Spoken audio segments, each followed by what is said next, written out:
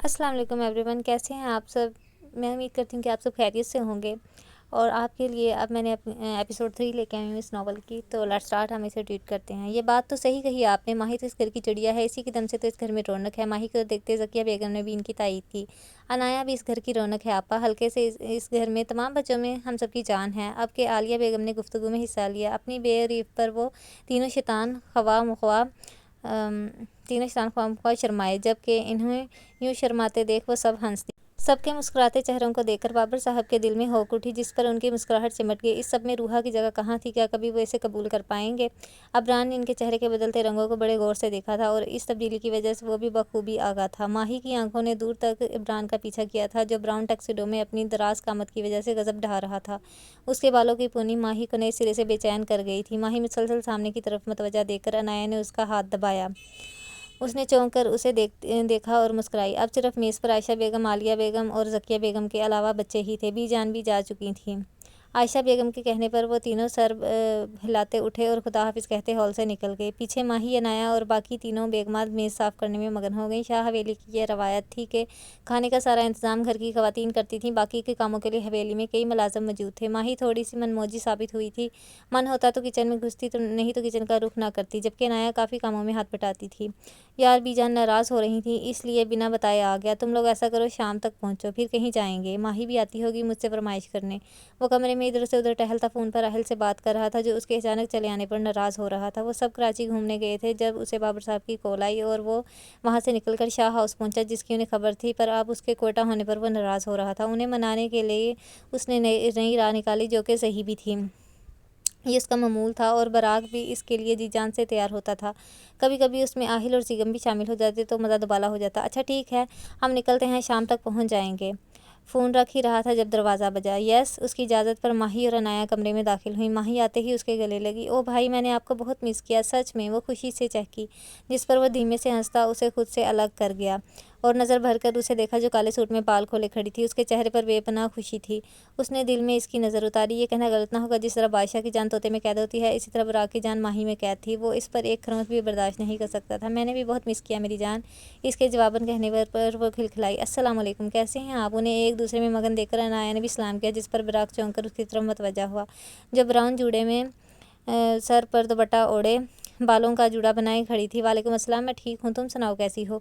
उसके सलाम का जवाब देकर उसने उससे नरमी से इसकी हैरियत पूछी, जिस पर वो सर हिला गई।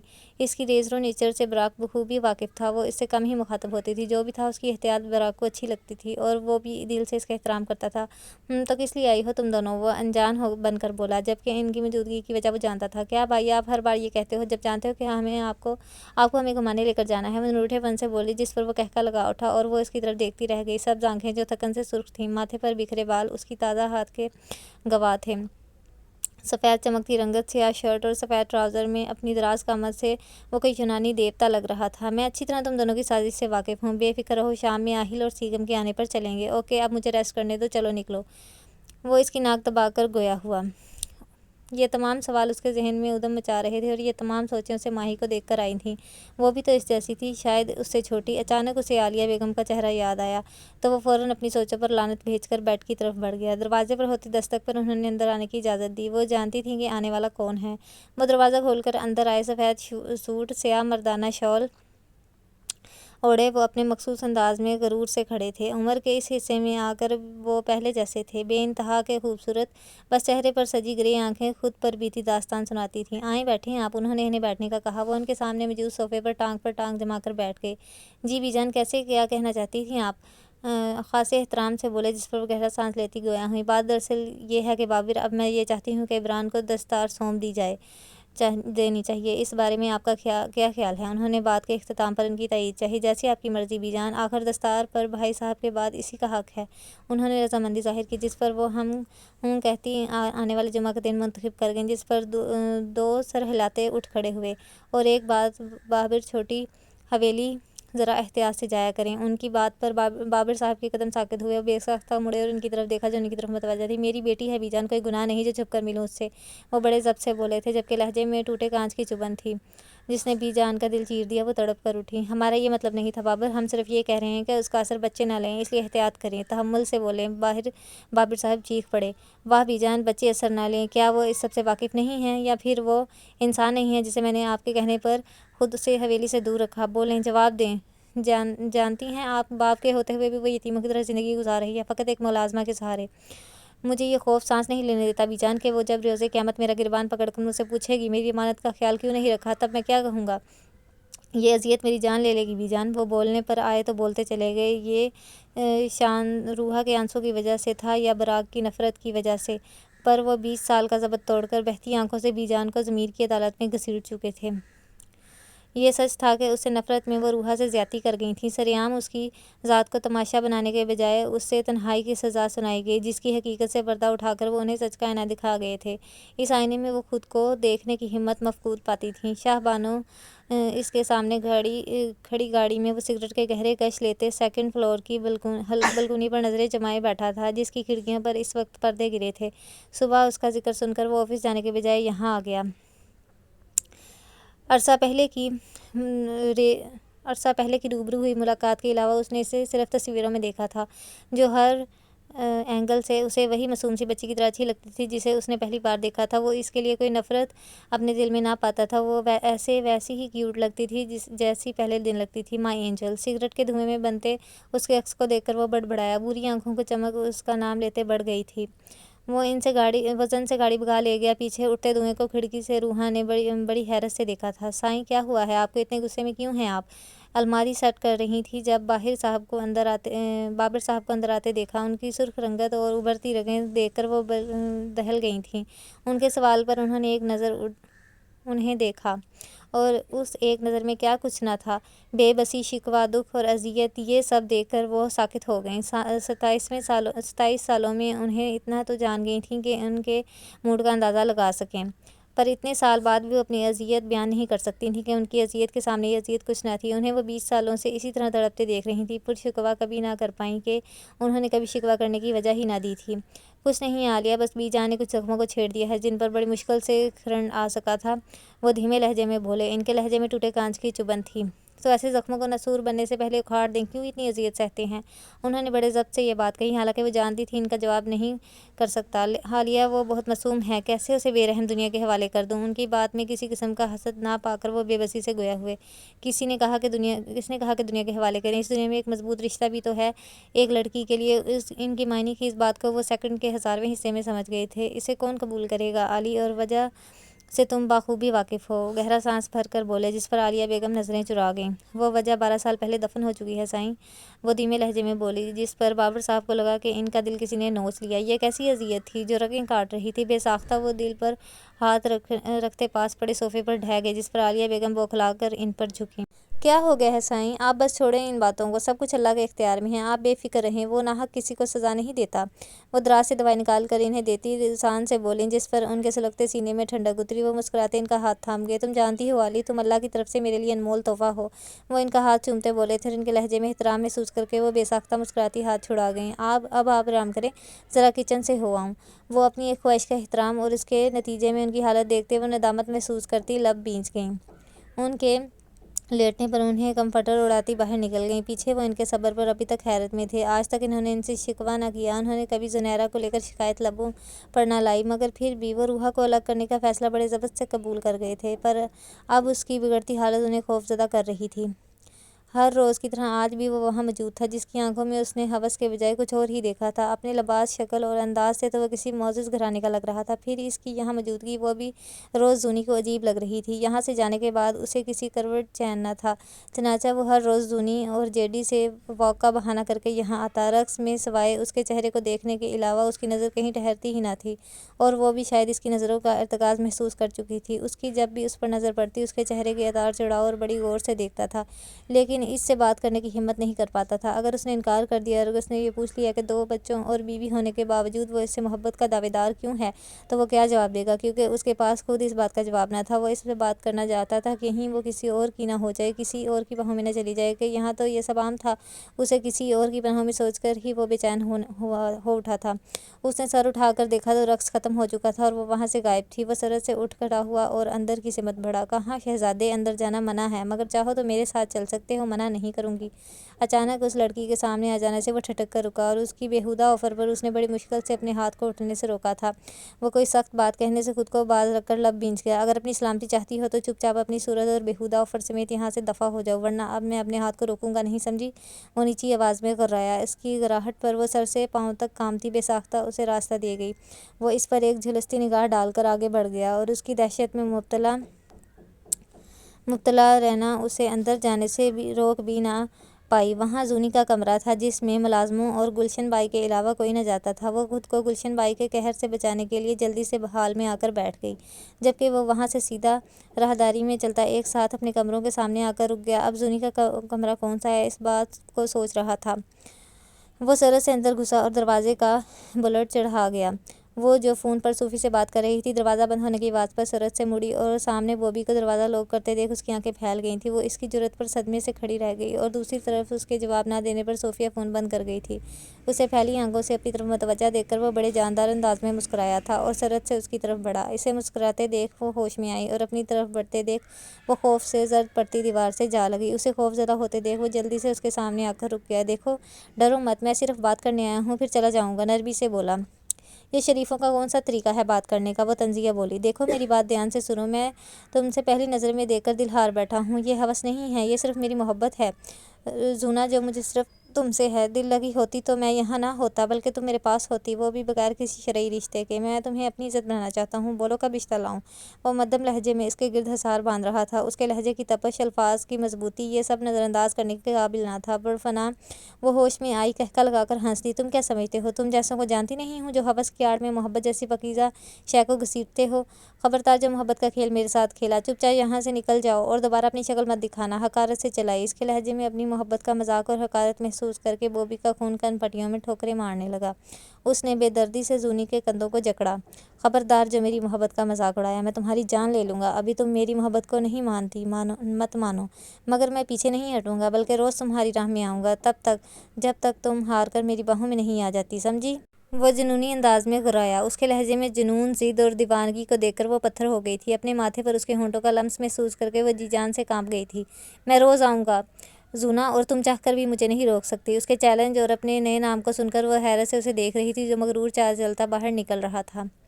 پر وہ اپنا کیا کرتی، وہ کیا تھی، وہ بخوبی جانتی تھی۔ اس کی ضد کا ایک بار پھر سوچتے وہ بیٹھتی چلی گئی تھی۔ السلام علیکم پھوپھو، کیسی ہیں آپ؟ وہ کمرے سے آنے کے بعد عائشہ بیگم کے ساتھ شام کے کھانے کی تیاری کر رہی تھیں۔ آہل کی آواز پر بے ساختہ مڑی۔ بلیک جینز، براؤن شرٹ، سفید جوگرز میں ملبوس، گندمی رنگت، گولڈن براؤن آنکھیں، کلین شیو، گھنی مونچھیں اور ان کے نیچے ہلکے عنابی ہونٹ، ماتھے پر اپنے بال بکھرائے وہ ان کے سامنے بڑی شان سے کھڑا تھا۔ ماشاءاللہ، میرا شہزادہ آیا ہے، عائشہ بیگم فرط مسرت سے بولتی آگے بڑھ کر اس کی پیشانی چوم گئیں۔ ان سے ملنے کے بعد وہ عالیہ بیگم سے بھی ملا، جنہوں نے پیشانی چوم کر دعائیں دیں۔ سیغم نہیں آیا کیا آہل؟ وہ اس سے مل کر سیغم کا پوچھنے لگیں۔ وہ باہر براق سے مل رہا ہے پھوپھو، کیا میں اکیلا نہیں آ سکتا، جو ہر بار اس دم چھلے کا ضرور پوچھتی ہیں آپ؟ نروٹھے پن سے بولا۔ فضول مت بولا کرو، وہ بھی تو اس گھر کا حصہ ہے، شریر نہ ہو تو، شہد اگیں لہجے میں بولیں، جس پر وہ ہنستا ہوا باہر بھاگ گیا کہ جس کے دیدار کے لیے وہ اندر آیا تھا وہ کہیں نہیں تھی۔ اسی لیے وہ باہر گیا، شاید اس کی جھلک نظر آ جائے، پر وہ اس سے کتراتی تھی۔ اب بھی چھپ کر بیٹھی ہوگی کہیں۔ وہ اسے کب سے چاہتا تھا، یہ تو وہ خود بھی نہیں جانتا تھا، پر وہ جب تک اسے دیکھ نہ لیتا اسے چین نہیں آتا تھا، اور یہ بات تو اس نے اپنے بھائی اور براق کو پتہ تک چلنے نہ دی تھی، ہمیشہ چھپا کر رکھی۔ پر اب وہ بے چین ہوتا جا رہا تھا کہ کب وہ اس کی پناہوں میں آئے اور کب وہ اس پر اپنے بے انتہا پیار کی بارش کرے، مگر وہ تو اسے دیکھ کر ہی گدھے کے سر سے سینگ کی طرح غائب ہو جاتی تھی۔ وہ بس دیکھ کر رہ جاتا تھا۔ اب بھی اس نے شاید گاڑی کا ہارن سن لیا تھا، اسی لیے غائب تھی۔ ہارن بجانے پر آہل کا دل کر رہا تھا سیغم کا منہ توڑ دے، جس نے دیدار کا اتنا اچھا موقع ہاتھ سے نکلوا دیا، مگر چلو کوئی نہیں، دکھ ہی جائے گی، کہاں تک چھپے گی۔ وہ اپنے بالوں میں ہاتھ پھیرتا دلکشی سے مسکراتا ہال میں آیا۔ ایک نظر سیغم اور اس کو لڑتے دیکھا، اور اس نے براق کو دیکھا جو خود ان کی لڑائی سے بیزار صوفے پر بیٹھا انہیں کوفت بری نظروں سے دیکھ رہا تھا۔ لڑائی کی وجہ کچھ بھی نہ تھی، صرف ماہی کو مسئلہ یہ تھا کہ وہ ان سب کے ساتھ کیوں جائے گا۔ یہ اس کا پلان ہے تو اس کی مرضی کے لوگ جائیں گے۔ یہ تمہاری سلطنت نہیں ہے میڈکی جس میں تمہاری مرضی کی رعایا بسے گی، سمجھی؟ میں تو ضرور جاؤں گا، کر لو جو کر سکتی ہو۔ وہ آنکھیں گھماتا تنگ کر بولا۔ اپنے آپ کے میڈکی کہے جانے پر ماہی کی آنکھیں صدمے سے پھیل گئیں۔ کیا تم ہوگے میںڈک اور تمہاری بیوی ہوگی میںڈکی؟ خوب جمے گی دونوں کی، ہا ہا ہا۔ وہ بھی جواباً اسے چڑھاتی کہکا لگا کر ہنسی جس پر وہ دانت پیس کر رہ گیا۔ کیا ہو گیا ہے ماہی؟ گھر آئے مہمان سے کوئی ایسی بات کرتا ہے؟ Behave your self. لاؤنج میں آئیں عالیہ بیگم نے سرزنش کی جس پر سیگم نے اپنے 32 دانتوں کی نمائش کی۔ اس کی دل جلاتی ہنسی پر وہ پیر پٹکتی براق کے پاس بیٹھ گئیں۔ کیسے ہو سیگم؟ بھائی صاحب بھابھی کیسی ہیں؟ ماہی کو ڈانٹنے کے بعد انہوں نے سیگم سے حال احوال پوچھا۔ سب ٹھیک ہے آنٹی، آپ کی صحت کیسی ہے؟ وہ مودم لہجے میں بولا۔ میں ٹھیک، تم بیٹھو نا، کھڑے کیوں ہو؟ انہوں نے شائستگی سے کہا جس پر وہ سر ہلاتا اہل کے برابر بیٹھ گیا۔ نوری کے لائے گئے لوازمات سے وہ بھرپور طریقے سے انصاف کر رہے تھے اور عائشہ بیگم عالیہ بیگم نہال ہوتی انہیں دیکھ رہی تھیں۔ عنایہ کہاں ہے؟ ماہی آئی نہیں ابھی تک؟ عالیہ بیگم نے اس سے پوچھا تو موبائل پر بزی تھی۔ مام وہ اندر پھپھو کو دوائی دینے گئی تھی، پتہ نہیں کہاں رہ گئی۔ اس وقت ذکیہ بیگم کے آرام کا وقت ہوتا تھا اور وہ دوائی لے کر سو جاتی تھی۔ زندگی کے تھپیڑوں نے وقت سے پہلے بوڑھا کر دیا تھا۔ ماہی کے کہنے پر وہ سر ہلاتی کچن کی طرف بڑھ گئیں۔ شام کا کھانا بھی تیار کرنا تھا۔ پیچھے ماہی کی بات پر اہل کے کان کھڑے ہو گئے۔ اس کے ہاتھ میں موجود گلاس لرزا جس میں موجود جوس کے اس کے کپڑوں پر گرا۔ وہ سرت سے اٹھا اور معذرت کرتا اندر بڑھ گیا۔ براق کے کمرے میں پہنچ کر اس نے شرٹ کو دھویا اور پھر اس کا رخ ماہی کے کمرے کی طرف تھا۔ دروازے پر پہنچ کر اس نے نوک کیا جس پر اندر سے مدھم آواز میں یس کی آواز آئی۔ وہ جلدی سے اندر گھس گیا اور دروازہ لاک کر دیا۔ عنایہ ذکیہ بیگم کو دوائی دے رہی تھی۔ ہارن کی آواز پر چونک گئی۔ ماں کے استغفار پر باہر پورچ میں دیکھا جہاں وہ دونوں اندر بڑھ گئے۔ وہ جلدی سے پردے برابر کرتی ماں کو سونے کی تلقین کرتے اپنے روم میں آ گئی۔ اس میں اہل کی نظروں کو سہنے کی ہمت نہ تھی۔ وہ کوئی بچی تو نہ تھی جو اس کی نظروں کو نہ سمجھتی، پر مورد اس کی شادی براق سے کرنا چاہتی تھیں۔ اس کے دل میں براق کے لیے کچھ نہ تھا۔ اس نے کبھی اسے اس نظر سے دیکھا بھی نہیں تھا۔ پھر یہ سب اب اہل کو پیغام دیتی نگاہیں وہ اندر تک غائب تھیں، اس لیے ہر بار اس کے آنے پر روپوش ہو جاتی، مگر وہ بھی اپنے نام کا ایک تہا اسے ڈھونڈ ہی لیتا تھا۔ اب بھی وہ بیڈ پر لیٹی ان سوچوں میں گم تھی کہ دروازے کی آواز پر چونک کر یس کہہ گئی کہ شاید نوری ہو، مگر لاک کی آواز پر پٹ سے آنکھیں کھول دیں اور سامنے اہل کو دروازے سے ٹیک لگائے کھڑا دیکھ بستر سے اتری۔ وہ دروازہ لاک کر کے مڑا اور سامنے سے دوپٹے سے بے نیاز بال کھولے دیکھ اس کی آنکھوں کی چمک بڑھ گئی۔ اس کے بستر سے اٹھنے پر اس کے سڈول وجود کی رعنائیاں دیکھ کر اس کے آنکھوں میں خمار اترا۔ وہ قدم قدم چلتا اس کی طرف بڑھا۔ وہ آنکھوں میں خوف سجائے اس کے بڑھنے دیوار سے جا لگی۔ اس کی زبان تالو سے چپک گئی تھی۔ اس کی اس جرأت پر اگر کمرے میں کوئی آ جاتا تو اپنی حالت اور اس کی نزدیکی دیکھ اسے جان سے مار دیا جاتا۔ اس بارے میں سوچ کر عنایہ کا بدن کانپ اٹھا۔ اس کی غیر ہوتی حالت سے وہ بھی انجان نہ تھا۔ چھپ کیوں رہی ہو مجھ سے؟ بولو میری جان۔ اس کے چہرے پر آئی لٹ کو بڑی فرصت سے پیچھے کرتے گمبھیر لہجے میں استفسار کیا۔ اس کی بے باک حرکت پر وہ سر تک کانپ گئی۔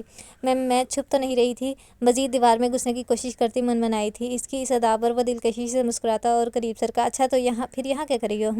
اس کے دلکش نقوش کو قریب سے دیکھتے وہ بن بہک رہا تھا اور اس کی قربت پر مقابل سخت مشکل میں تھی۔ پیچھے ہوں کوئی آ جائے گا اور میں اپنے کمرے میں کچھ بھی کروں آپ کو کیا ہے؟ اس کے سینے پر اپنے دونوں ہاتھ جما کر اسے پیچھے کرتے وہ جھنجھلا کر بولی۔ کوئی نہیں آئے گا، بے فکر ہو، اور تم جانتی ہو کہ تم میرے لیے کیا ہو، اس لیے اس نے مدھم لہجے میں اس کے دونوں ہاتھ اپنے ہاتھوں میں جکڑ کر استفسار کیا، لیکن اپنے ہاتھوں کو چھڑوانے کی کوشش کرتی وہ سرت سے نفی میں سر ہلا گئی۔ اس کی معصومیت پر وہ اسے ہلکا سا جھٹکا دیتا خود سے قریب کر گیا، جس پر وہ ٹوٹی ڈھال کی مانند اس کے سینے سے آ لگی۔ اس افتادن پر عنایہ بوکھلا کر پیچھے ہونے لگی، پر مضبوط ہاتھ کی کمر پر گرفت نے اسے روک دیا۔ تم میرے جینے کی وجہ ہو این، میری اولین چاہت جس کے بغیر میں مرنا پسند کروں گا، تم صرف میری ہو، سنا تم نے؟ وہ جنونی ہوتا اس کی کمر پر گرفت مضبوط کرتا بولتا چلا گیا۔ اس کے لہجے کا جنون، اس کی قربت اور سانسوں کی تپش عنایہ کو مار دینے کے در پہ تھی۔ وہ بے بس ہوتی رونے لگی۔ اس کے رونے پر وہ لب بھینچ کر اسے دیکھنے لگا۔ کیوں رو رہی ہو تم سے پیار کرتا ہوں میں عنایہ، تمہارا مجھ سے چھپنا مجھے بے موت مارتا ہے، مت کیا کرو۔ وہ اس کے آنسو پونچھ کر اس کے سر سے ٹکراتا ہارے ہوئے لہجے میں بولا۔ اچھا چپ کر جاؤ، کچھ نہیں کر رہا، دیکھو چھوڑ دیا۔ وہ اسے خود سے الگ کرتا مدھم لہجے میں نرمی سے بولا۔ اس کے الگ کرنے پر وہ سرت سے بیڈ پر پڑا دوپٹہ اوڑھ کر کھڑی ہو گئی۔ وہ اس کی تیزی پر وہ سر جھکا کر مسکرا دیا۔ اب میں چلتا ہوں، بہت جلد تم آؤ گی میری پناہوں میں اور پھر اس احتیاط کی ضرورت نہیں پڑے گی اور نہ ہی اس کی اجازت دوں گا۔ وہ اس کے دوپٹہ اوڑھنے پر چوٹ کرتا اس کے قریب آتا اس کے کچھ بھی سمجھنے سے پہلے اس کی پیشانی چوم کر باہر نکل گیا۔ پیچھے اس کی بے باکی پر وہ حیرت سے گنگ کھڑی رہ گئی۔ اس کی دیوانگی، جنون اور اظہار محبت نے عنایہ کو بوکھلا دیا۔ وہ اپنے اور براق کے رشتے کی بات سوچتے پسینے میں شرابور ہوتی بیڈ پر ڈھہ گئی۔ کہاں تھا تو؟ میں شرٹس صاف کرنے گیا تھا یا کچھ اور؟ اچھا جی، یہ اس کے بڑے بھائی کے ساتھ ہونی ہے شادی، تو چھوٹا اسے پسند کرتا ہے، اس میں انہوں نے یہ دکھایا ابھی تک۔ تو اب دیکھیں آگے کیا ہوتا ہے اس ناول میں، ریڈ کرتے جاتے ہیں تو پتہ چلے گا کہ آگے اب اس کا آگے نیکسٹ کیا ہوتا جائے گا۔ حال میں پہنچتے ہی اس کا سامنا سیگم اور براق کی مشکوک نظروں سے ہوا۔ براق کے سوال پر وہ ہڑبڑا گیا۔ کال آ گئی تھی اسی لیے رک گیا، اور اب میں کیا اپنے پل پل کی رپورٹ تمہیں دوں؟ سالے، بات کرتے کرتے وہ آخر میں چلایا اور انہیں دھکا دیتے آگے بڑھ گیا۔ پیچھے وہ اس کے اس بیہیویئر پر وہ ایک دوسرے کا منہ دیکھ کر رہ گئے۔ ضرور یہ کمینہ کچھ چھپا رہا ہے، پتہ کرنا پڑے گا۔ اس کی پشت دیکھتے براق پر سوچ انداز میں بولا، جس پر سیگم نے بھی اس کی تائید کی۔ ہاں میرے بھائی، دال میں ضرور کچھ کالا ہے۔ وہ بھی مدھم سرگوشی کرتا اس کے ساتھ لاؤنج میں چلا آیا، جہاں وہ عبران سے باتوں میں لگا تھا، جو شاید ابھی آفس سے آیا تھا۔ کیسے ہو بڈی، تم تو عید کا چاند ہو گئے ہو۔ سیگم نے پاس آتے لطیف سا اس پر طنز کیا، جسے سن کر وہ مدھم سا مسکرایا۔ اچھا، اب عبران کے پاس آ گئے ہیں اس کا سر کھانے۔ اچھا جی، سیگم نے پاس آتے لطیف سا اس پر طنز کیا، جس پر وہ سن کر مدھم سا مسکرایا۔ کہاں جانا ہے؟ اب تمہاری طرح فارغ تو نہیں ہوتا نا؟ وہ بھی جواباً طنز سے بولا، جس پر براق دانت پیستے گویا ہوا۔ اب ہم تمہاری طرح عدم بیزار تو ہونے سے رہے، کافی اچھا ذوق رکھتے ہیں۔ تم سے کس نے کہہ دیا کہ میں عدم بیزار ہوں؟ اب ذوق تمہارے سامنے تو دکھانے سے رہا، وہ صرف ایک کے لیے مخصوص ہوگا۔ وہ بھی دل جلاتی مسکان لیے بولا، جسے دیکھتے وہ جل کر راکھ ہوا۔ ہم تو کافی شریف سمجھتے تھے تمہیں، پر تم تو کافی پہنچی ہوئی شے ہو۔ اب کے آہل کے دانت پیسنے پر وہ کہکا لگا کر ہنسا۔ کوئی شریف نہیں ہوتا، اور میں کتنا پہنچا ہوا ہوں یہ اپنی بھابھی سے پوچھنا۔ وہ معنی خیز لہجے میں بولتا کہکا لگا گیا، جبکہ اس کے کہکے اور بے باک باتوں پر وہ تینوں جل کر راکھ ہو گئے۔ نظر آتا ہے تو کتنا پہنچا ہوا ہے، بھابھی کا اللہ ہی حافظ ہے۔ تم لوگوں کے سر پہ تو بم پھوڑے گا یہ بھابھی لا کے۔ جس سے تم سب اتنی نفرت کرتے ہو وہی بھابھی بننی ہے، تم لوگوں کو کیا پتا۔ اچھا، ابھی تو وہ عبران کو کر رہے ہیں، ٹونٹ کر رہے ہیں عبران کو۔ نیکسٹ دیکھتے ہیں اب کیا ہوتا ہے۔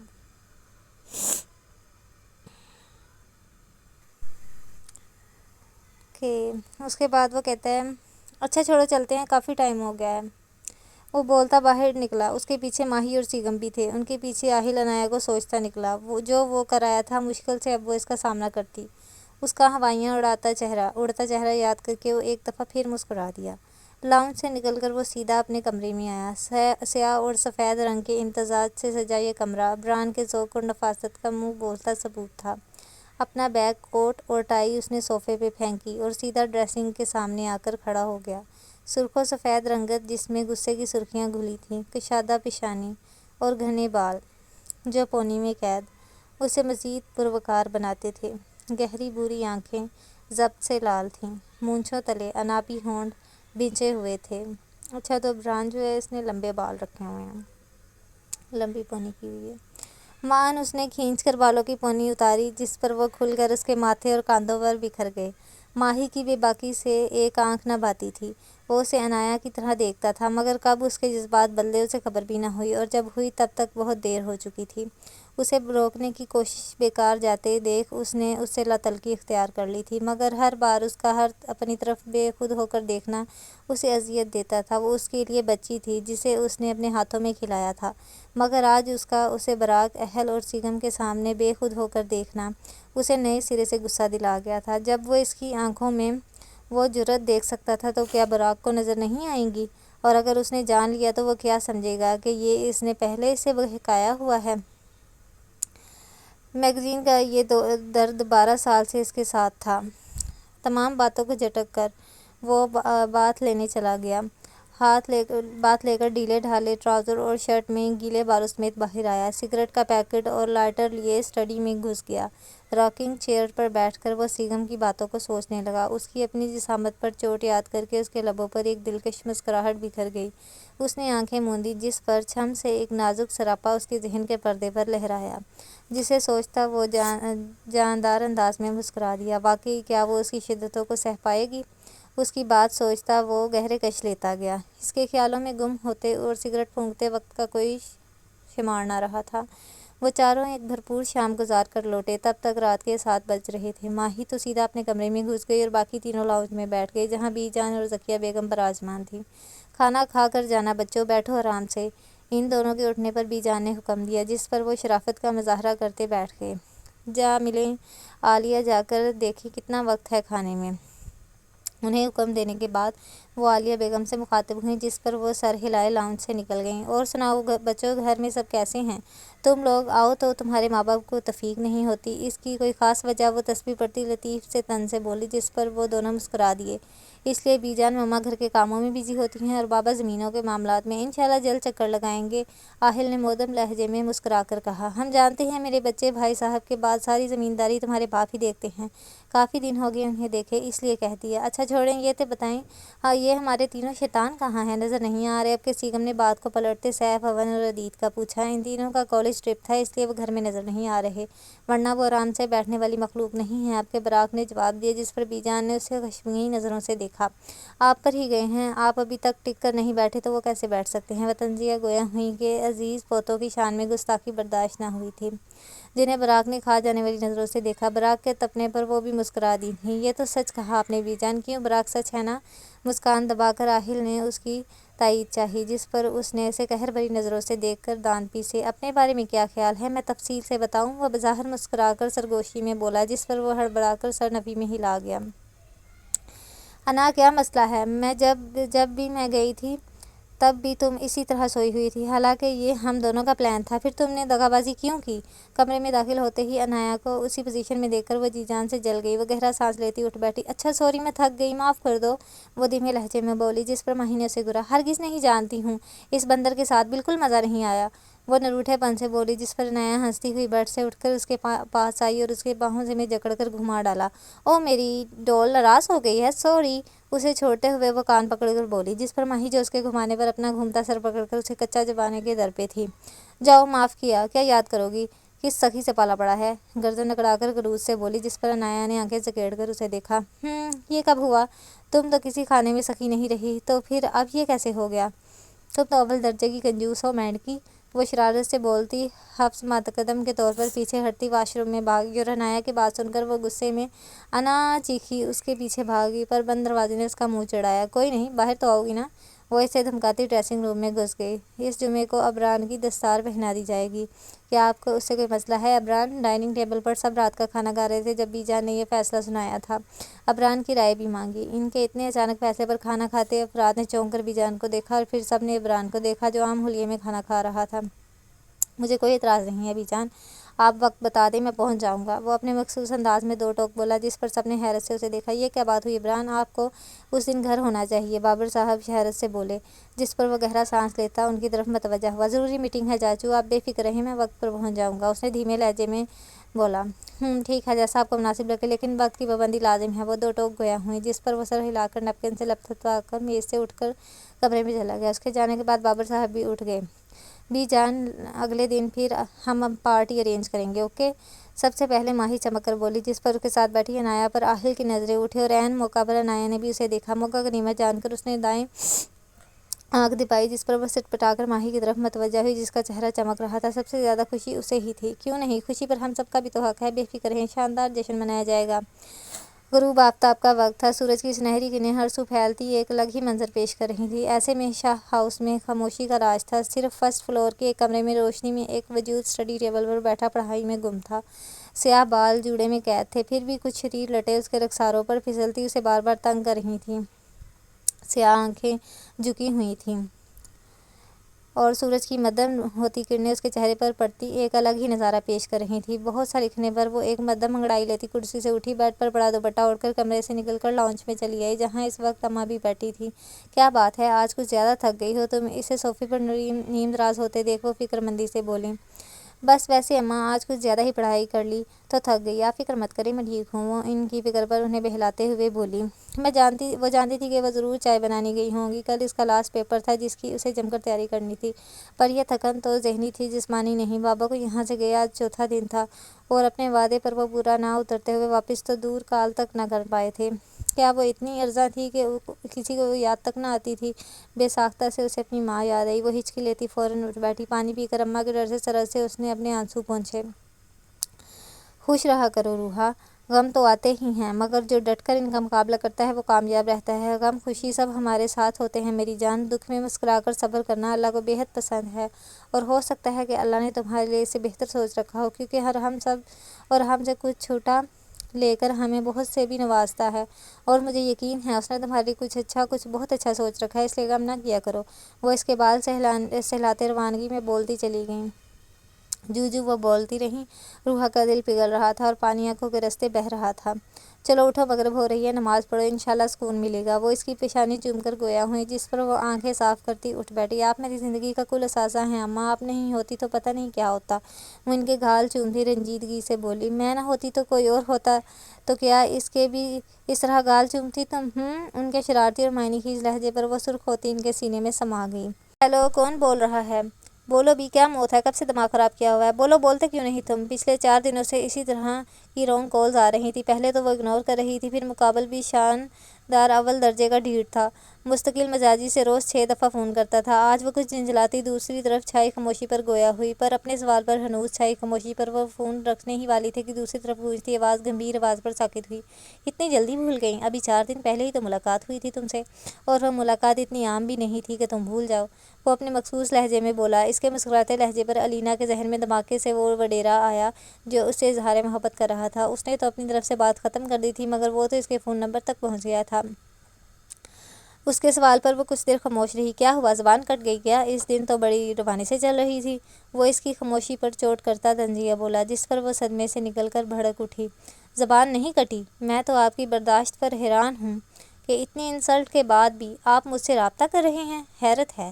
وہ بڑے کاندار لہجے میں بولی، جس پر براق کہکا لگا کر ہنسا۔ اپنی طرف سے تو اس نے اسے بھڑکایا تھا، مگر اس کی ہنسی نے الینا کو حیران کر دیا۔ کیا پاگل ہو گئے ہیں جو اپنے انسلٹ پر ہنس رہے ہیں؟ وہ اس کے مسلسل ہنسنے پر جھنجھلا کر بولی۔ اسے پاگل پن نہیں کہتے میری جان، یہ تو میرا پیار ہے، اور سچ کہوں میں خود حیران ہوں کہ مجھے تم سے محبت ہو کیسے گئی، اور تو اور مجھے تمہاری باتیں بری بھی نہیں لگ رہی ہیں۔ وہ مسکراتے لہجے میں بولتا الینا کو آگ لگا گیا۔ خبردار جو مجھے ان بیہودہ ناموں سے پکارا اور یہ پیار کی فضولیات اپنے پاس رکھی، میں آپ کی کوئی کسی کو کیسے اتنا پیارا لگ سکتا ہے نا؟ وہ بھڑک کر بول رہی تھی کہ براق کے خمار آلود لہجے میں کیے گئے سوال پر اپنے نام کے اس انداز میں چھوٹا کرنے پر چپ رہ گئی۔ براق کے اینا کہنے پر وہ جھرجھری لیتی کال ڈسکنیکٹ کر گئی۔ پاگل! اس کے فون بند کرنے پر سیل پر جہاں اس کی تصویر جگمگا رہی تھی دیکھتے مسکراتے ہوئے بولا۔ موبائل بیڈ پر پھینک کر وہ ٹیرس پر چلا آیا۔ ٹھنڈی ہواؤں سے اس کا شرٹ سے بے نیاز وجود کپ کپایا۔ چاند کی روشنی ہر سو پھیلی ہوئی تھی۔ اس نے سگریٹ سلگاتے آسمان کی طرف دیکھا، جہاں اسے چاند میں الینا کا عکس نظر آیا۔ اس کی آواز اسے نئے سرے سے سکون پہنچاتی تھی، مگر اس وقت سکون سے اس کے اندر اسے پانی کی طرف بڑھتی جا رہی تھی کہ کب وہ اس کی باہوں میں اور وہ اس پر اپنے پیار جنون کی بارش کر سکے، مگر وہ بھی اس چاند کی مانند اس سے دور تھی، جسے وہ دیکھ تو سکتا تھا مگر چھو نہیں سکتا تھا۔ لیکن بہت جلد وہ اس کی باہوں میں ہوگی۔ اس نے دل ہی دل میں سگریٹ کے گہرے کش لیتے مصمم ارادہ باندھا۔ ذہن کے ایک کونے پر آج مورے سے ہونے والی گفتگو چمکی، جس پر اس کے مسکراتے لب سکڑ گئے۔ ارے آپ مورے، مجھے بلا لیا ہوتا، میں آ جاتا، آپ نے خواہ مخواہ تکلیف کی۔ انہیں اس وقت اپنے کمرے میں آتا دیکھ وہ بیڈ سے اٹھتا بول اٹھا، جس پر وہ مسکراتی اس کے پاس بستر پر بیٹھ گئی۔ انہوں نے اسے دیکھ کر دل ہی دل میں ماشاءاللہ کہا، جو اس وقت عام سے حلیے میں بھی ماحول پر چھایا ہوا تھا۔ وہ ہو بہو بابر صاحب کی کاپی تھا۔ ان کی جوانی کی تصویریں آنکھیں ان کی چرائی تھیں۔ اسے دیکھ کر انہیں بابر صاحب کی جوانی یاد آتی، وہی غرور، تمکنت اور اٹھان جو کبھی ان کا خاصہ ہوا کرتی تھی۔ جسے بات کرنی ہو وہی آیا کرتا ہے۔ براق، کبھی کنویں کو پیاسے کے پاس آتے دیکھا ہے تم نے؟ بڑے معنی خیز انداز میں بولی، جس پر وہ سر ہلاتا سیدھا ہو کر بیٹھ گیا۔ بولے، کیا بات آپ کو یہاں تک لے آئی ہے مورے؟ وہ دھیمے لہجے میں انہی کے انداز میں بولتا بڑے غور سے دیکھ رہا تھا۔ بات دراصل یہ ہے کہ میں چاہتی ہوں کہ عنایا کو تمہارے نکاح میں دے دیا جائے، تمہیں کوئی اعتراض تو نہیں؟ ان کی بات سن کر براق کو لگا کہ گھر کی چھت اس پر آ گری ہو۔ وہ اسے ماہی کی طرح دیکھتا تھا۔ پھر مورے ایسی بات کیسے کر سکتی تھیں؟ مجھے منظور نہیں ہے مورے، میں نے اسے ہمیشہ ماہی کی طرح دیکھا ہے، پھر یہ سب ناممکن ہے۔ تمہید اگر انہوں نے نہیں باندھی تھی تو وقت براق نے بھی برباد نہیں کیا تھا۔ بڑے دو ٹوک انداز میں انکار کیا، جس پر عالیہ بیگم اس کے سرخ پڑتے چہرے کو دیکھنے لگیں۔ بہن ماننے سے کوئی بہن نہیں بن جاتا براق، ہمیں آپ سے اس بے وقوفی کی امید نہیں تھی۔ انہوں نے اس کے جواز کو ہوا میں اڑایا، جس پر وہ طیش میں آتا اٹھ کر کھڑکی کے پاس چلا آیا اور مٹھیاں بیچ کر اپنے غصے کو قابو کرنے کی کوشش کی۔ جب بولا تو اس کا لہجہ بے حد سخت تھا۔ میں پھر بھی یہ شادی نہیں کروں گا مورے۔ وہ کون ہے جسے آپ عنایا پر فوقیت دے رہے ہیں؟ اس کے دو ٹوک انکار پر وہ جبتے لہجے میں بولی، جس پر ایک لمحے کو براق سن ہوا۔ بہت جلد ملواؤں گا آپ کو، بے فکر رہیں۔ خود کو کمپوز کر کے وہ ڈٹائی سے بولا، جس پر وہ ساکت ہو گئیں۔ طریق کو مت دہرائیں براق، کیونکہ اس بار حویلی کے پاس کھونے کے لیے کچھ نہیں ہے۔ ان کے تھکے تھکے لہجے میں کہنے پر اس کی زبان تالو سے چپک گئی۔ وہ بڑی مشکل سے مزہ اور ان کی طرف دیکھا، جن کے چہرے پر ماضی میں ہونے والے ظلم کی داستان رقم تھی۔ مورے وہ دھیمے سے بڑبڑایا، جس پر نفی میں سر ہلائیں اس کے کمرے سے نکل گئیں، اور پیچھے وہ پتھر کے مجسمے کی مانند کھڑا رہ گیا۔ اور جو قسمت نے لکھا وہ ہو کر رہتا ہے۔ بوبی کی ہر روز آمد اور اس پر ایک ہی التجا پر زونی کب تک پتھر بنتی، آخر ہار گئی۔ پتھر پر بھی قطرہ قطرہ پانی گرے تو اس میں بھی شگاف پڑ جاتا ہے۔ یہ تو پھر اس کا نازک سا دل تھا جو عزت کا تمنائی تھا، اور جہاں سے عزت اور پیار ملے دل اسی جانب راغب ہو جاتا ہے۔ 3 مہینوں میں وہ ایک دوسرے سے تقریباً روز ملتے تھے۔ ناغہ صرف تب ہوتا جب بوبی اپنے گاؤں جاتا۔ وہ ہر روز گلشن بائی کو لاکھوں دیتا اس کے ساتھ رات گزارنے کے، اور وہ رات ان کی باتوں میں گزرتی۔ ابھی وہ بیڈ پر نیندراز بوبی کے پاس بیٹھی تھی، جس نے اس کا ایک ہاتھ اپنے سینے پر رکھ کر آنکھیں موند رکھی تھیں۔ ہم کب تک اس طرح ملتے رہیں گے؟ شاہ، آپ اپنے گھر والوں سے بات کریں نا، کیا پتہ وہ مان جائیں۔ وہ ایک بار پھر بولی، جو بات وہ ہر روز کرتی، جس کا ایک ہی جواب ملتا کہ آغا جان نہیں مانیں گے۔ اس نے اسے سب بتا دیا تھا کہ وہ شادی شدہ ہے اور ایک جاگیردار گھرانے سے تعلق رکھتا ہے، جہاں خاندان سے باہر شادیاں نہیں کی جاتیں۔ یہ سب جان کر اسے کوئی فرق نہیں پڑا تھا۔ وہ اسی پر شاکر تھی کہ اسے اس غلاظت سے چھٹکارا مل جائے گا اور وہ ایک باعزت زندگی گزار پائے گی، مگر گھر والوں کے نہ ماننے کی وجہ سے وہ ہر بار یہی کہتا کہ ہم نکاح کر لیتے ہیں، مگر وہ صرف یہ چاہتی تھی کہ یہ سب دل کی رضامندی سے شادی ہو۔ اس کی بات پر بوبی نے چونک کر آنکھیں کھولی اور اٹھ بیٹھا۔ ہم نکاح کر لیتے ہیں زونا، اور جب نکاح ہو جائے گا تو آقا جان خود مان جائیں گے، تم بس ہاں کرو۔ اس کے ایک بار ہاں التجائی انداز میں کہنے پر وہ سوچ انداز میں سر ہلا گئی، جس پر وہ فرط جذبات سے اسے گلے لگا گیا۔ اس کے چوڑے سینے پر سر رکھ کر وہ سکون سے آنکھیں موند گئی۔ جب ہم آقا جان کو پوتا یا پوتی دیں گے تو وہ خود ہی مان جائیں گے، وہ شرارت سے بولا، جس پر وہ سرخ ہوتی مزید اس کے سینے میں چپک گئی اور وہ قہقہہ لگاتا اس کا سر چوم گیا، مگر اس کی آنکھوں میں سوچ کی پرچھائیاں تھیں۔ کیا واقعی آقا جان مان جائیں گے؟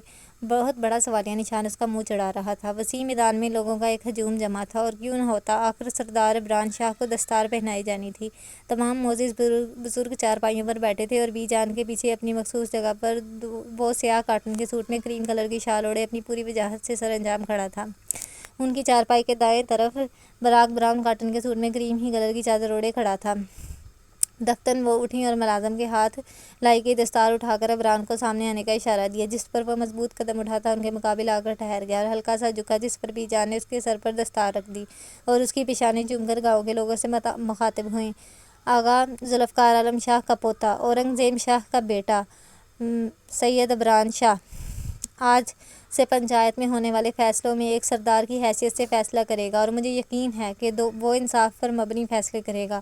وہ پورے جاہ و جلال سے گویا ہوئیں، جس پر تمام لوگوں نے عمران شاہ کے نعرے بلند کیے۔ ہر طرف عمران شاہ کا نام گونجتا سن کر بی جان کی آنکھوں میں نمی در آئی، جسے وہ محسوس کرتا انہیں اپنے سینے سے لگا گیا۔ وہ آقا جان اور اورنگزیب، زہیب اور ماہم کو یاد کر کے روتی چلی گئی، اور عمران کی آنکھوں میں لہو در آیا۔ مبارک ہو جگر، آخر اپنی اصل جگہ پہنچ ہی گئے تم۔ وہ بی جان کو اپنے چوڑے سینے میں چھپائے انہیں دلاسا دینے کے ساتھ زہریلی سوچوں میں گم تھا۔ براق کی چمکتی آواز پر ہوش میں آتا سرحد سے اپنے تاثرات پر قابو پا گیا۔ براق کی آواز پر بی جان نے اپنے آنسو پوچھے، خیر مبارک۔ اس سے بغل گیر ہوتے وہ مختصر گویا ہوا، جس پر براق نے اس کی پیٹھ تھپ تھپائی۔ مبارک ہو عمران۔ وہ اس سے مل کر الگ ہو ہی رہا تھا کہ بابر صاحب کی آواز پر مڑ کر ان کی طرف متوجہ ہوا، جو اپنی باہیں پھیلائے کھڑے تھے۔ وہ ان کی باہوں میں سمایا تو بابر صاحب کو لگا وہ کھڑے کھڑے ڈھہ جائیں گے۔ ماضی میں ہوئے ظلم میں خود کو برابر قصوروار سمجھتے تھے۔ ان کی کیفیت کو سمجھتے عمران نے ان کی پیٹھ تھپ تھپا کر انہیں غائبانہ تسلی دی۔ وقت نے اور کچھ سکھایا ہو یا نہ ہو، لیکن شاہ حویلی کے مکینوں کو دوہری شخصیت بننا ضرور سکھا دیا تھا۔ ان کے مسکراتے چہروں کے پیچھے کیا کیا طوفان قید تھے، یہ صرف وہ جانتے تھے۔ اب چلنا چاہیے بی جان، کافی وقت ہو گیا ہے۔ مورے اور باقی سب انتظار کر رہے ہوں گے۔ کافی دیر بعد جب لوگوں کا ہجوم ہٹا تو براق گویا ہوا، جس پر بی جان سر ہلا کر معزز بزرگوں سے الوداعیہ کلمات کہہ کر گاڑی کی طرف بڑھیں، جہاں بابر صاحب فرنٹ سیٹ پر، عمران ڈرائیونگ سیٹ پر براجمان تھا۔ وہ براق کے ساتھ پیچھے بیٹھ گئیں۔ گاڑی زن سے آگے بڑھی اور اس کے پیچھے گارڈ کی 2 جیپیں بھی چل پڑیں۔ 15 منٹ کی ڈرائیو کے بعد وہ سب شاہ حویلی پہنچے، جہاں سب ان کے استقبال کے لیے کھڑے تھے۔ وہ گہری سانس لیتا ان سے ملنے لگا۔ سب سے پہلے ذکیہ بیگم سے ملا، جن کی نم آنکھوں میں قید اذیت اور حلقوں پر ٹکے آنسو اسے نئے سرے سے اذیت کی بھٹی میں قید کر گئے۔ عائشہ بیگم کی آنکھوں میں ویسے ہی تاثرات تھے۔ وہ سپاٹ چہرے سمیت سب سے ملا۔ اس کے سپاٹ تاثرات کو دیکھتے بی جان کی آنکھیں ایک بار پھر نم ہو گئیں۔ مبارک ہو آپ کو بہت بہت۔ عنایہ سے مبارکباد قبول کر کے اس کے سر پر ہاتھ رکھ کر کھڑا تھا۔ مدھم آواز پر ماہی کی طرف متوجہ ہوا جو بڑی حسرت سے اسے مسکراتے دیکھ رہی تھی۔ خیر مبارک، شکریہ، مختصر کہہ کر اندر بڑھ گیا، جس پر ماہی کا دل ایک بار پھر ٹوٹ گیا۔ اس کی نم آنکھوں کو دیکھتے عنایہ سرس سے آگے بڑھ کر اسے تھامتے وہاں سے لے کر لان کی طرف بڑھی، جبکہ باقی سب اندر چلے گئے تھے۔ خود کو سنبھالو ماہی، اس طرح کرو گی تو رسوائی تمہارا مقدر بنے گی۔ عنایہ نے اسے سمجھانے کی کوشش کی۔ اب تو ایک گرینڈ پارٹی رکھنی چاہیے، ہے نا بی جان؟ اوکے جو گائز، اب ہمارے ناول کا اختتام ہوتا ہے، تو اب ہم آپ کے ساتھ ایپیسوڈ 4 اس کی شیئر کریں گے، جو کہ میں آپ کے ساتھ بہت جلد انشاءاللہ کل ہی کوشش کروں گی کہ میں آپ کے ساتھ کچھ شیئر کر دوں۔ تو اب مجھے اجازت دیجیے، اور کائنڈلی میرے چینل کو لائک اور سبسکرائب لازمی کیجیے، اور امید کرتی ہوں کہ آپ سب یہ میرا ناول جو ہے انجوائے کر رہے ہوں گے۔ اور ریڈنگ میں نے آپ کو پہلے بھی بتایا تھوڑی بہت مسٹیکس ہوتی ہیں، کچھ لکھنے والے کی ہیں، کچھ پڑھنے والے کی ہیں، لیکن مزہ آ رہا ہے پڑھنے میں۔ اوکے، تو آپ مجھے اجازت دیں، اللہ حافظ، اور مجھے اپنی دعاؤں میں یاد رکھیے گا۔ سبسکرائب کریں، بیل آئیکن پریس کریں تاکہ